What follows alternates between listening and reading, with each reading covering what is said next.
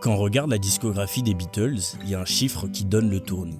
7. C'est le temps qu'il leur a fallu pour révolutionner l'histoire de la musique. En seulement 7 petites années, ils ont produit une quantité de morceaux absolument colossale. Et pourtant, ce n'est pas une question de quantité. Ce qui frappe surtout, c'est le niveau d'inventivité dont ils ont dû faire preuve durant ce court laps de temps. Le groupe a exploré des styles, des techniques et des idées qui ont profondément marqué l'histoire de la musique. Mais pour produire autant à une telle cadence, il fallait quelque chose de particulier, une discipline de travail extrêmement efficace. Et une grande partie de cette efficacité reposait sur une idée simple, capturer les idées le plus vite possible.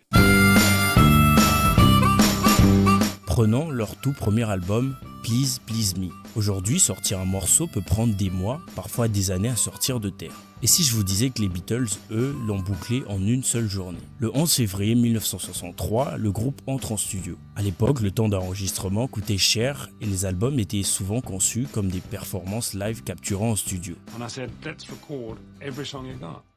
Come down to the studios and we just whistle through them in a day. C'est là que c'est intéressant, rien n'était surpréparé. Ils sont entrés, ils ont branché leur ampli et ils ont joué leur répertoire de scène. Basically, this album was just what we did on live, you know, in the clubs. Le but était simplement de capturer l'énergie du groupe à ce moment précis de leur carrière. Un peu à la manière d'une photographie musicale des Beatles en 1963. Les chansons s'enchaînent toute la journée et la dernière enregistrée tard dans la soirée est Twist and Shout. On est en fin de session, John Lennon est rincé, il a un rhume carabiné en plus ce jour-là, et sa voix est en train de le lâcher. Il tente une deuxième prise, mais ses cordes vocales sont en lambeaux, donc il garde la première. Si les Beatles avaient passé 3 semaines à peaufiner chaque détail de cet album, ils auraient probablement lissé tout ce qui en fait le charme. En cherchant la perfection, on tue souvent l'émotion. Attention, il est loin d'être parfait, mais c'est paradoxalement ce qui en fait sa puissance. Quand on capture une idée rapidement, comme une photo, il se crée une forme de spontanéité qu'il est juste impossible à recréer plus tard. When you hear them, they're so sort of fresh, particularly the real early ones. And I think it's the spirit got onto the record. Vous remarquerez que même l'esprit de l'album respire cette philosophie. La pochette était un cliché des 4 immortalisé par Angus MacBean alors qu'ils regardaient vers le bas depuis la balustrade de leur bureau. Aujourd'hui ça peut paraître banal, mais il y a une idée importante et claire derrière cette volonté. Comme l'a dit Steve Jobs, les vrais artistes livrent. Ce n'est pas le meilleur album des Beatles, mais c'est peut-être le plus important parce qu'il donne une notion importante sur la créativité. La créativité, c'est apprendre à finir les choses, à travailler vite et à passer au chapitre suivant.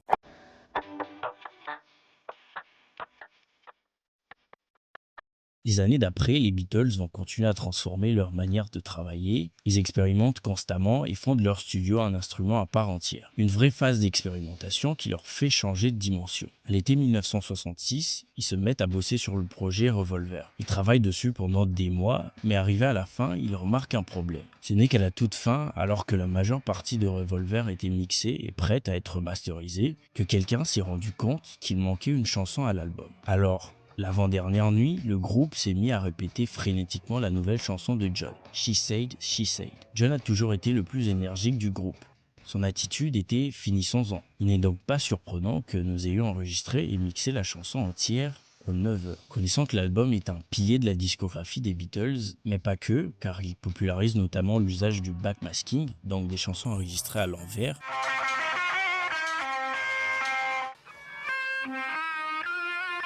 ou même de l'ADT pour le double tracking. Je ne sais pas vous, même dire que l'un des plus gros hits de cet album, que beaucoup considèrent comme le meilleur album de l'histoire, a été appris, arrangé, enregistré et mixé en une seule journée. Une chose similaire s'est produite avec A Day in the Life.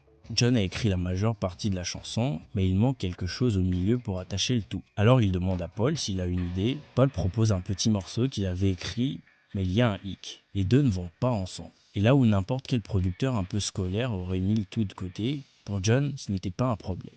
He said, Paul, have you got anything we can put in here? Paul said, not really. So I've got this song which I've been trying to get something out of. It doesn't go very far. Completely different tempo, a little jazzy tune.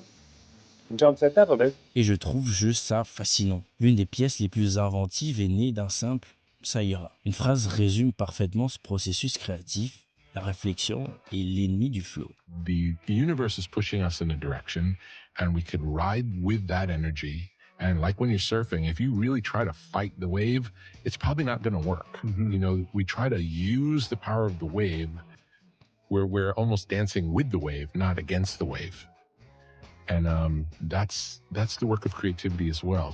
Aujourd'hui, beaucoup d'artistes passent des journées entières à chercher le son parfait pour une caisse claire, juste pour se rendre compte que ça, le public s'en fout un peu. Au contraire, cette obsession technique casse complètement leur élan créatif. Les Beatles, eux, étaient passés maîtres dans l'art de travailler dans cet état de flow. C'était récurrent que Lennon et McCartney écrivent une chanson juste avant d'arriver au studio, et ce jour-là, George Harrison et Ringo Starr devaient trouver leur partie pendant l'enregistrement même. Often me and John would have written the song the week before, and it was only me and John knew it. George and Ringo would watch it, and George would clock the chords, and we would just start recording. Si le groupe avait commencé à se demander pendant des heures si la batterie de She Said était parfaite, Revolver n'aurait probablement jamais été enregistré. Et quiconque aurait dit concernant A Day in the Life qu'il y a un truc qui n'allait pas, que les deux parties ne s'emboîtaient juste pas, mais eux s'en foutaient. Les Beatles ne se demandaient pas si c'était correct. Ils se demandaient si ça sonnait bien, et ils se laissaient porter par le flow. En fait, une fois, alors qu'ils avaient fini Revolver, Paul s'est mis à trop réfléchir, mais heureusement, les trois autres l'ont rassuré. And we had done Revolver, one of the early Beatles records. I got the horrors one day.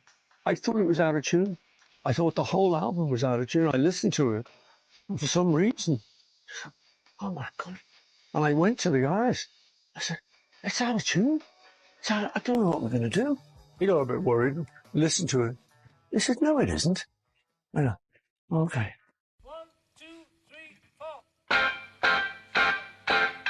On dit souvent que pour briser les règles, il faut d'abord les connaître. Et les règles, les Beatles sont aussi célèbres pour constamment les briser. Ce constat est plus évident quand on se penche un peu sur leur technique d'enregistrement. Le duo Lennon-McCartney est sans doute l'un des plus prolifiques de l'histoire de la musique. Pourtant, il y a un détail surprenant. Ils ne savaient pas lire la musique. Ils n'avaient pratiquement aucune formation en théorie musicale. And I say, I can't read music or write it. They go, what? That doesn't work. Well, if you've done this, how could you do it without... But it means that it's here. It's not on a bit of paper. Et ça veut dire beaucoup de choses. Si un accord sonnait bien, mais qui était théoriquement interdit par les lois de l'harmonie classique, une fois de plus, ils s'en foutaient. Ils le gardaient quand même. I'm quite lucky. It's like a big black hole in there with me. When I sit down, there's like nothing. So in a way, I think that's quite good because I think hopefully then anything I write is possibly more original. Mais il y avait aussi un autre avantage non négligeable au fait que les Beatles ne savaient pas vraiment écrire la musique, ce que j'appellerais le filtre de la mémoire.